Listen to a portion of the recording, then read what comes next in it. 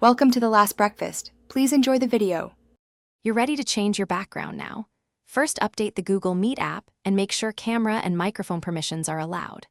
Once done, start or join the meeting where you want the background applied. Some controls only appear in an active session. Tap the screen to reveal controls, then open the three-dot menu labeled More.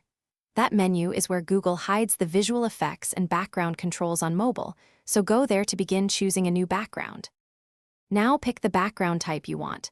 Select a blur level for soft privacy, or choose from the preset images Google provides.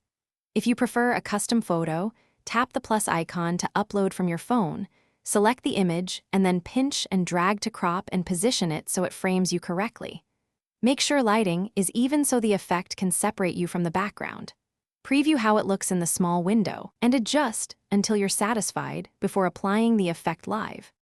Finish by tapping Apply or Done so the selected background takes effect for everyone in the meeting.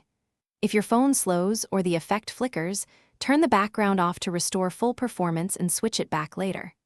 If you don't see any background options, make sure the app is updated, restart Google Meet, clear the app cache, and confirm camera permission.